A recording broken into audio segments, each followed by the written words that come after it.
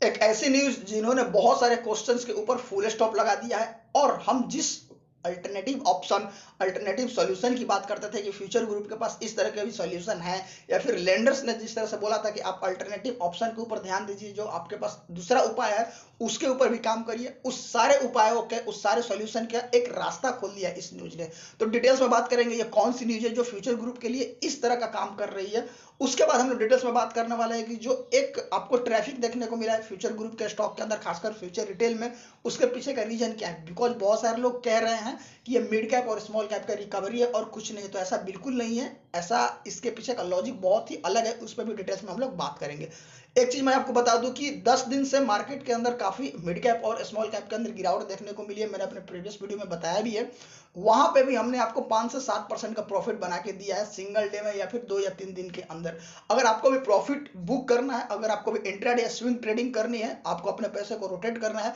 तो आप हमारे जो टेलीग्राम चैनल है प्लीज उसको ज्वाइन कर लीजिए, या फिर आप हमें इंस्टाग्राम पे फॉलो कर लीजिए डायरेक्टली, वहां पे आप हमें मैसेज भी कर सकते हैं। बट जो टेलीग्राम चैनल है वहां पे करीब करीब 300 लोगों ने हमें सब्सक्राइब किया हुआ है, और वो पर डे या हर 2-3 दिन के अंदर 4 या 5% का प्रॉफिट बुक कर रहे हैं। इवन मार्केट किसी तरह भी क्रैश हो जाए, उस क्रैश में भी हम लोग किसी ना किसी स्टॉक के अंदर प्रॉफिट बुक करते हैं। तो आप जाके उस चैनल को विजिट करिए, वहां पे देखिए डेट मेंशन हुआ है, डेट भी है, टाइमिंग भी है, स्टॉक भी है और उनका लेवल भी है। पहले विश्वास करिए, फिर आप हमें एक मौका दीजिए ताकि हम आपको प्रॉफिट बना के दे सकें।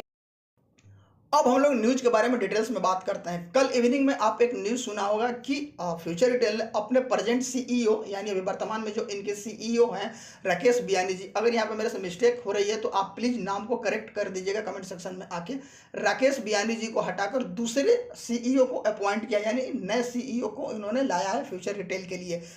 जो राकेश बियानी जी है ये बियानी फैमिली से बिलोंग करते हैं, बट इनको हटा दिया गया है और इनके जगह पर जो नए सीईओ हैं उनका नाम है सदाशिव नायक। अब हम लोग थोड़ा सदाशिव नायक जी के बैकग्राउंड के बारे में जान लेते हैं, उनके काम करने के जो स्टाइल है, जो उनकी प्लानिंग है, जो स्ट्रेटेजी है, उनके बारे में जान लेते हैं। तो सदाशिव नायक जी जो है वो 17 साल से फ्यूचर ग्रुप के साथ एसोसिएट हैं, इनके साथ जुड़े हुए हैं, और 8 साल से वो बिग बाजार जो इनकी फ्रेंचाइजी है उसके सीईओ हैं। और इन 8 सालों में आप तो जानते ही हैं कि जो बिग बाजार ने किस तरह से अपने आप को एस्टेब्लिश किया है, किस तरह से बिग बाजार को एक्सपेंड किया गया है ऑल ओवर इंडिया, उनके स्टोर को किस तरह से मतलब सारे प्रोडक्ट्स जो भी उनके क्वालिटी है उसको टॉप नॉच रखा गया। जबकि इवन मार्केट में जो रिलायंस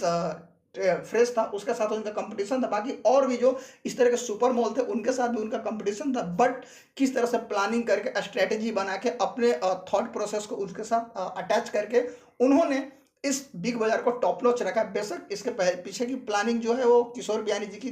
जो आइडियाज थे, बट इसके पीछे का जो मेहनत है, जो इसको इस बुलंदियों पे लेके आया, जो यहाँ पे इसको खड़ा किया है बिग बाजार को, कहीं ना कहीं इसके पीछे बहुत बड़ा योगदान हमारे जो सदाशिव नायक जी का है। जो यही रीजन है कि इनको अब जो फ्यूचर रिटेल है, जो इनके पूरा सेक्टर का, इस फ्रेंचाइजी का, जो बिग बाजार, जो फूड हॉल, इस तरह के जो चीज़ें हैं, उनके साथ जो फ्रेंचाइजी का जो ऑनर है फ्यूचर रिटेल, उनके सीईओ के रूप में इनको रख दिया गया है।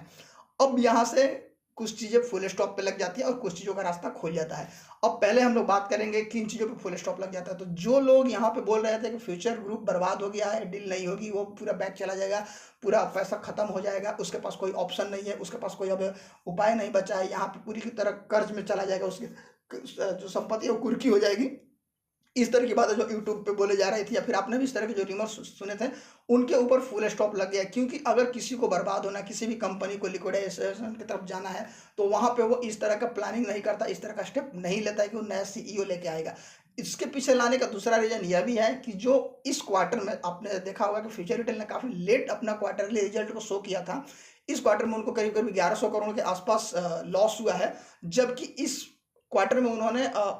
एग्रेसिवली वर्क किया था, ऑनलाइन फैसिलिटीज भी काफ़ी टॉप नॉच दी थी, और उसके बाद कुछ कुछ स्टोर ओपन भी थे। तो यहाँ पे उनको उम्मीद नहीं था कि इस तरह का जो लॉस होने वाला है, इससे तो लॉस होता बिल्कुल, इसमें कोई दिक्कत नहीं थी क्योंकि कंपनी और डील इस तरह फंसा हुआ था। तो यहाँ पे ये लॉस आई थिंक 600-700 करोड़ के अप्रोक्स होने वाला था, बट फिर 1100 करोड़ का जो लॉस है, तो कहीं ना कहीं इसके लिए जो टॉप मैनेजमेंट है, जो उनकी, उन्होंने अपने आप को जिम्मेवार माना और उसमें चेंज करने के प्लानिंग किया और चेंज कर दिया। तो ये एक रीजन है। अब इनके आने से ये चीजें यहाँ पे बिल्कुल क्लियर हो जाती है कि जो लेंडर्स ने बोला था, जो एक्सपर्ट ने बोला था, लीगल एक्सपर्ट ने बोला था, जो हम लोग होप कर रहे हैं और जो मैंने आपको प्रीवियस वीडियो में बताया भी है, और कल की वीडियो में हम लोग उसमें डिटेल्स में बात भी करने वाले हैं, यानी कि अल्टरनेटिव्स, इसके इस डील के अल्टरनेटिव्स क्या है उनके बारे में जरूर फ्यूचर ग्रुप को सोचना चाहिए था। ऐसा लेंडर्स ने भी बोला था, ऐसा लीगल एक्सपर्ट ने भी बोला था, सिर्फ और सिर्फ इसी पे डिपेंड नहीं रहना चाहिए। तो कहीं ना कहीं इनके जो मैनेजमेंट है, कहीं ना कहीं डायरेक्टर ऑफ बोर्ड्स हैं, वो सारे सोच रहे हैं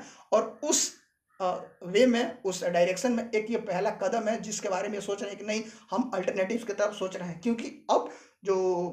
नायक जी आए हैं, जो सदाशिव नायक जी आए हैं, वो यहाँ से फ्यूचर रिटेल को किस तरह से पूरी जो चेन है उसको किस तरह से मूव करते हैं, क्योंकि अब इनकी जो भागीदारी डायरेक्टली बोर्ड ऑफ मीटिंग में हो जाएगी, तो वहां से ये अपने स्ट्रेटेजी कैसे बताते हैं, प्लानिंग कैसे बताते हैं, और वहां पे फ्यूचर ग्रुप के लिए किस तरह से फायदेमंद हो सकते हैं और अल्टरनेटिव में इनका क्या रोल रहेगा, ये भी कुछ दिन में क्लियर हो जाएगा। तो कहीं ना कहीं ये चीजें हमारे लिए काफी पॉजिटिव है, जिसकी वजह से आज आप देख रहे हैं कि फ्यूचर रिटेल या फ्यूचर ग्रुप के स्टॉक में तेजी देखने को मिल रही है। तो ये काफी पॉजिटिव न्यूज है, क्योंकि यहाँ से दो चीजें क्लियर हो जाएगी कि जिन चीजों पर फुल स्टॉप लगने वाला है कि कहीं भी बैक नहीं कर रहा है, खुद को पीछे नहीं खींच रहा है फ्यूचर ग्रुप, और दूसरा कि जो भी अल्टरनेटिव्स हैं, जो भी इनके दूसरे रास्ते हैं इस कंपनी को खड़े करने के, या तो फिर अमेजन से डायरेक्ट बात करने के लिए, या फिर रिलायंस के साथ कुछ और टाई अप करने के लिए, या फिर आउट ऑफ कोर्ट सेटलमेंट करने के लिए, कोई जो भी इनके पास अल्टरनेटिव ऑप्शन है उसके बारे में जरूर ये कंपनी सोच रही, तभी इन्होंने इस तरह का कदम इस टाइम पे उठाया हुआ है। तो ये बहुत बड़ी पॉजिटिव न्यूज है हमें, हमारे लिए। हाँ, बेशक अपर सर्किट नहीं लगा सकता हमारा स्टॉक, बट इसके अंदर 1.5-2% का आपको डेली हो सकता है, कल भी देखने को ग्रोथ मिल सकता है। इसके बाद हम लोग बात करेंगे कि जो लोग बोल रहे थे कि फ्यूचर ग्रुप के अंदर जो आपको तेजी देखने को मिल रही है वो मिड कैप और स्मॉल कैप के वजह से मिल रही है, तो ये बिल्कुल गलत चीज़ है। ऐसा कुछ नहीं है कि मिड कैप और स्मॉल कैप के रिकवर करने की वजह से इसके अंदर रिकवरी आ रही है। इसके अंदर रिकवरी का रीजन, सबसे मेन कारण यही है कि जिस लेवल पे ये प्रीवियस 2-4 दिनों से या प्रीवियस 7 डेज से मिल रहा है, उस लेवल पे लोग इसके अंदर बाई कर रहे हैं, एक अच्छा अपॉर्चुनिटी समझ के, या तो फ्रेश बाई कर रहे हैं या फिर अपने स्टॉक के प्राइस को एवरेज कर रहे हैं। That is the reason behind this. ऐसा कुछ नहीं है कि मिड कैप के रिकवर करने से इसके अंदर रिकवरी हो रही है। तो ये क्लियरली चीज आपको समझ में आ गई। कल की वीडियो में हम लोग डिटेल्स में बात करेंगे कि फ्यूचर ग्रुप के पास लीगली कौन कौन से सोल्यूशन है, कौन कौन से रास्ते हैं और कौन इजीली वहां पे हो सकता है, क्योंकि 30 सितंबर इनका डेडलाइन है इस डील का। तो उसके बाद की चीजें किस तरह मूव होगी, और सियाक का डिसीजन 1 महीने के से ज़्यादा का हो चुका है, रिजर्व किए हुए, तो उन्होंने बोला था कि 1 महीने के बाद हम इसको ओपन करेंगे, इसको पब्लिक करेंगे, बट अभी तक आया नहीं है। तो हम इस उम्मीद में भी है कि इस वीक के एंड में या फिर अगस्त के 27, 28, 30 अगस्त के बीच में, या फिर फर्स्ट वीक ऑफ सितंबर में आ जाएगा। अब कुछ ज्ञानी बाबा को ये लगेगा कि कहाँ से न्यूज आ गई है, तो प्लीज़ आप अपने को अपडेट करिए। मैं बहुत अपडेट हूँ और ये चीज़ आपके साथ शेयर कर रहा हूँ। Thank you so much.